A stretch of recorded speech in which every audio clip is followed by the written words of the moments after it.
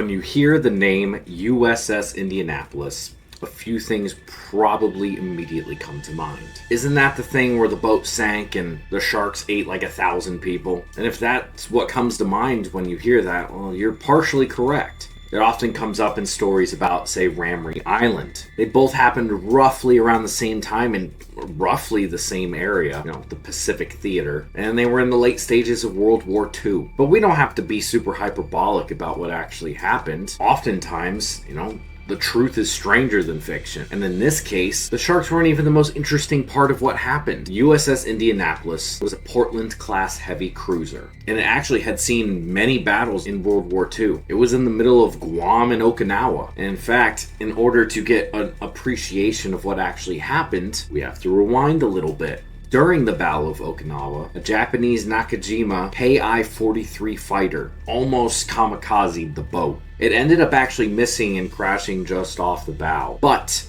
when it was 25 feet above the ship, it dropped a bomb. That bomb went through the entirety of the ship and exploded as it made its way underneath the ship. So it went all the way through and exploded underneath it, causing a huge amount of damage. But because of the design of the ship, it didn't cause too much structural integrity that the ship didn't survive. In fact, the ship was able to make its way from Japan all the way back to California to get repairs. Now, this is the late stages of World War II at this point. And after some time, the ship was repaired and was sent back out, but not before picking up some crucial cargo. And that crucial cargo just so happened to be the parts for the atomic bomb Little Boy. Like the Little Boy, the atomic bomb they would drop on Hiroshima. They were carrying a giant crate full of parts, as well as a little, we'll say nuclear football. But instead of it just being codes, it was the literal nuclear heart of the atomic bomb. They were literally carrying the enriched uranium that was the heart of the atomic bomb. I didn't know any of this until I started doing the research. I just knew about the shark attacks, which I think most people do. But this was all top secret. And because of that, no one knew what was really going on. They ended up going back to Guam and dropping off these supplies. So their most crucial mission that they didn't even know they were on was complete. But then they were setting out to the Philippines. And this is the start of the beginning to what the USS Indianapolis is famous for. On July 30th of 1945, think this is just 6 days before the bombs were dropped, a Japanese submarine spotted the USS Indianapolis. Just after midnight, it's pitch black. They can't see the sub, but the sub can see them.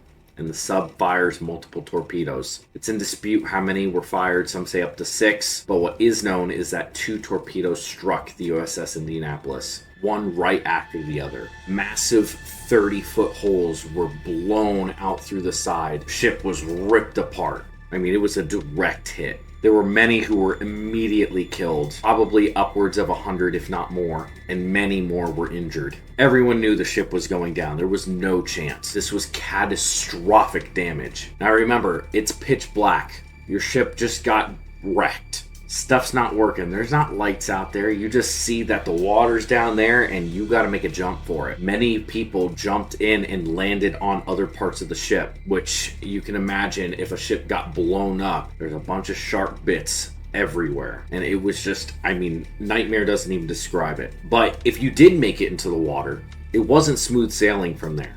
Because where the torpedoes had hit, they had ruptured an oil tank. And so the water was coated in a half-inch of thick oil. And as soon as you landed in it, it coated your entire body. So you're in the water covered in oil. It's blinding you. You're swallowing seawater, swallowing all that oil. There's just mass panic. And eventually things do calm down. And then many of the sailors started seeing the scope of what was happening. The dead floated all around them, severely injured, bleeding out. It's a horrible scene. This in and of itself is like tragedy. But then they started to notice that they weren't alone. In come the sharks.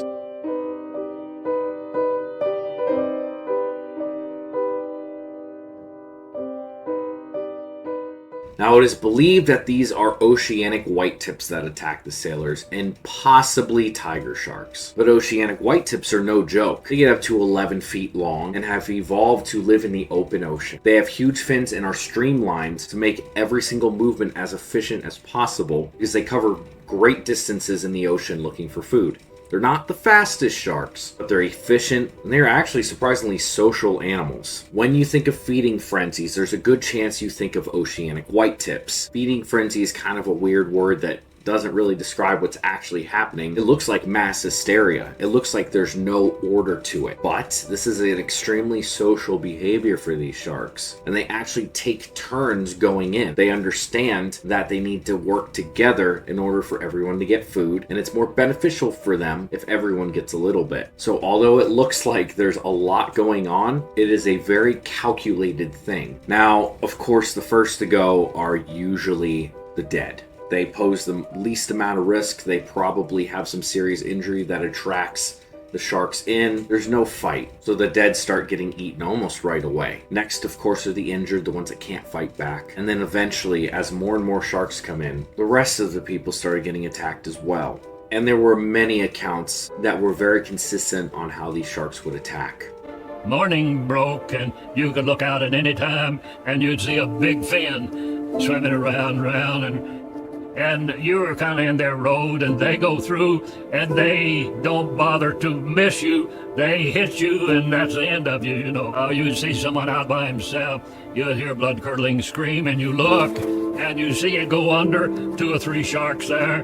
You go and check your buddy, and you find that the bottom torso is gone. He's disemboweled, and so that's going to take place just so many times. Like, I've heard some crazy stuff. I listened to the Timothy Treadwell tape. I've seen some videos. I grew up on LiveLeak.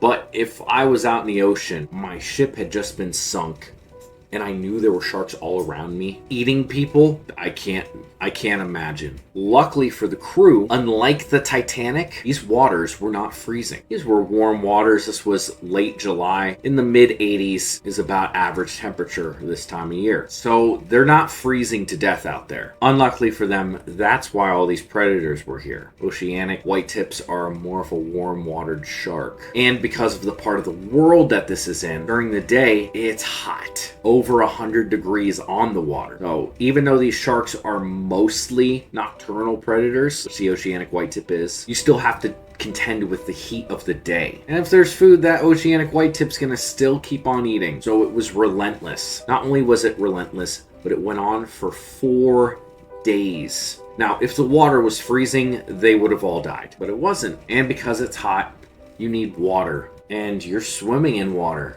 And so what did some of the people start to do? Some of them started drinking seawater. Now, if you know anything about anything, you know that that's not a good idea. And they probably knew it too, but they probably felt like they had no choice. Here's the thing. Drinking seawater is nearly the same thing as drinking Dasani. It looks like water, but you drink it and you tell there's something wrong with it, then you kind of got to keep on drinking it because you just never feel like your thirst is quenched. You're always a little bit more thirsty. And that's because salt water, like Dasani, has added salt in it. Salt absorbs water. Your body can only process so much of it through your liver. And the content of salt that is in salt water is way higher than what your body can process. Because of this, the salt starts draining your moisture from everywhere. You start to violently throw up, and you kind of go crazy because your brain is lacking water. Eventually, things start to shut down and you can die. But because of this, there were a few sailors that went nuts and felt that their fellow sailors were Japanese. That brain with all of that salt in it, that man doesn't know straight up. He doesn't know you from a jab. He may take his seat knife out and he stabs his buddy because he's a jab. And so we're losing, boys. And because they were in this area of the world, it also rained, which is fantastic. I mean, that kind of solves the water problem, doesn't it? And apparently it rained multiple times. But remember that oil I talked about earlier? They were still covered in it. There was still a thin sheet of it, so they couldn't just wash it off. And as it rained, they would sit there with their mouths open, trying to get any bit of water they could. But some people got oil in their mouth. Some people swallowed a bunch of that oil. and that oil didn't agree with them. So a mixture of drinking salt water and oil caused many of them to start violently throwing up, which is not good if you don't have much water. And any bit of water you were able to get is just expelled from you, and you become even more dehydrated. It's just one thing after another is going against them. There were 4 days of this. Now on the 4th day, you might be wondering, well, why isn't anyone looking for them? Well, it just so happens that Lieutenant Wilbur Gwynn was flying low over the water looking for enemy submarines, and he spotted a bunch of bodies. He did a little wing wave to let them know that they were spotted, and he circled back around and decided to land because he needed to help these people, and they may not be able to survive until help arrived. So he landed on the water and destroyed his plane, basically. It could not take off after he landed. But he was able to save 50 people right then and there, giving them much needed supplies and shelter while more help arrived. Out of the 1,100 or so original crew, 300 died immediately when the ship was sunk. That includes the explosion and dying as a result of the sinking. That leaves 800 that were in the water and originally survived the sinking. And after the 4 days in the rescue, there were only 316 survivors. That is a lot of deaths. I mean, that's 800 people. But why did it take 4 days for somebody to spot them? Well, the USS Indianapolis had actually sent out 3 distress calls, and they were successfully received. But the Navy actually chose to ignore them.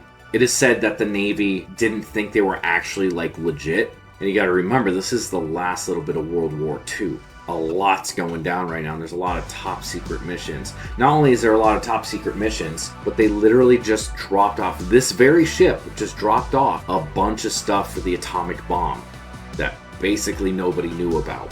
This is a top secret mission. And if the ship goes down, they're going to want to know all sorts of stuff about why it's at where it is at. And even when it didn't reach its destination by the time it was supposed to, there was no red flags. That's kind of suspicious. Don't know why that is, but it is. Even when it was discovered that all of this had happened, it was labeled top secret and no news of the event came out. The bombs were dropped on Hiroshima and Nagasaki, and on August 15th, the Japanese surrendered. And considering the fact that this is one of the biggest news events of World War II, that's when the news of the USS Indianapolis was published. They wanted to bury it in with all of the other things going on. And it worked. And the only thing that's really known about this event are the shark attacks. Captain Charles McVeigh, who was the captain of the USS Indianapolis, was court-martialed because he didn't do a zigzag formation in order to mess with the Japanese torpedoes.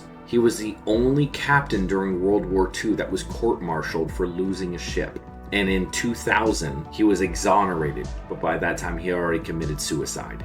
This is an insane story that has way more to it than most of you probably realized. A lot of people were killed by sharks in this incident. I mean, 800 people died during this event. Of the people who died that were in the water, I seriously doubt all 500 of them died from shark attacks. There is no real way of knowing how many people truly did die of the sharks, but it was a lot. It wouldn't surprise me if it was over 100 people, but this is something that we can only lead up to speculation. We do have eyewitness accounts, but the eyewitnesses also state that people were dying in other ways too. This is one of the few situations where a mass shark attack actually happened though. And it's not the first time that it happened with oceanic whitetips. I hope this video gave you a little bit more perspective on the crazy event that happened during World War II that isn't really touched on that much, or only certain parts of it are touched on. And if you get the opportunity, please go check out Memoirs of World War II. I got a lot of this information from episode 38, at least when it came to the eyewitness descriptions. I will have that link down in the description below. I'll also put it right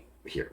That about does it for this one. I hope you all enjoyed. Let me know what you think in the comment section below. Do you like this style of video? Would you like to see more of them? And if you do, comment down a story you might want me to go over. It's all about you guys. Thank you for watching. Like, comment, subscribe, and I'll see you on the next one.